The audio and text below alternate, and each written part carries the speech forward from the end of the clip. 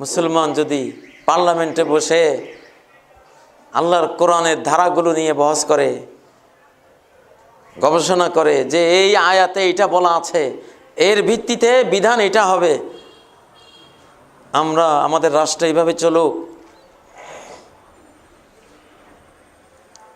মানুষের বানানো আইনের উপরে কত অ্যাডভোকেট, কত ব্যারিস্টার। কিসের ব্যারিস্টার হইলা? কিসের ব্যারিস্টার হইলে আর পাইলা কি?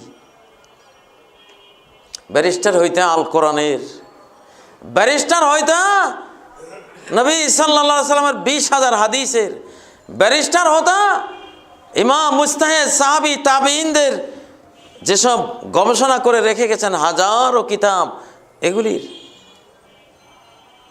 কোরআনের ব্যারিস্টারি করলে এক অক্ষরই তো $10, 10 নেকি। তোমার একটা বর্ণ আল্লাহ কিনছেন তোমাকে 10টি এমন পুণ্য দিয়ে, যেই এক একটি পুণ্যের মূল্য সারা পৃথিবী বিক্রি করলে হয়তো হবে না।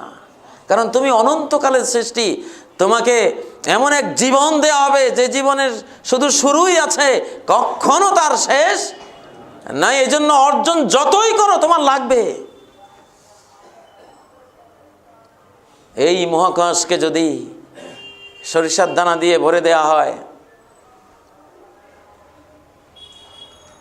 7 আকাশ সরিষার দানা দিয়ে যদি ভরে দেয়া হয়, কি পরিমাণ সরিষার দানা ধরবে বলুন? তারপরে যদি একটা কবুতর ছেড়ে দেয়া হয় আর বলা হয় কবুতর প্রতি 100 কোটি বছর পরে একটা সরিষার দানা খাবা, এই যে 7 আকাশ ভরে সরিষার দানা তোমাকে দিলাম, 100 কোটি বছর পরে একটা সরিষার দানা খাবা। এইভাবে যদি সে খাওয়া শুরু করে, একদিন শেষ হয়ে যাবে। সেই অনির্বচনীয়, অকল্পনীয় মহাকাল শেষে একদিন শেষ হয়ে যাবে, কিন্তু আমাদের জীবন শেষ হবে না।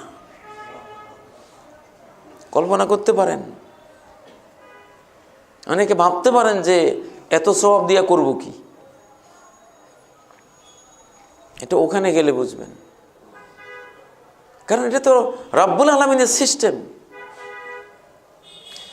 উলাইকাল্লাযীনা ইশতারাউদ-দালালাতা বিল-হুদা, এরা আল্লাহর গাইড বুক বাদ দিয়ে মানুষের গোমরাহকারী বুক, গোমরাহি কিনে নিয়েছে।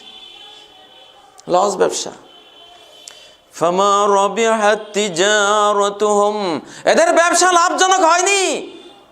ফেরাউনের ব্যবসা লাভজনক হয়নি, সামুদ জাতির ব্যবসা লাভজনক হয়নি, আদ জাতির ব্যবসা লাভজনক হয়নি, নমরুদের ব্যবসা লাভজনক হয়নি। সর্বস্ব হারিয়ে চলে গেছে দুনিয়া থেকে। কোরআনকে যেই বাদ দিবে, লস ব্যবসার শিকার। কি পেলে তুমি?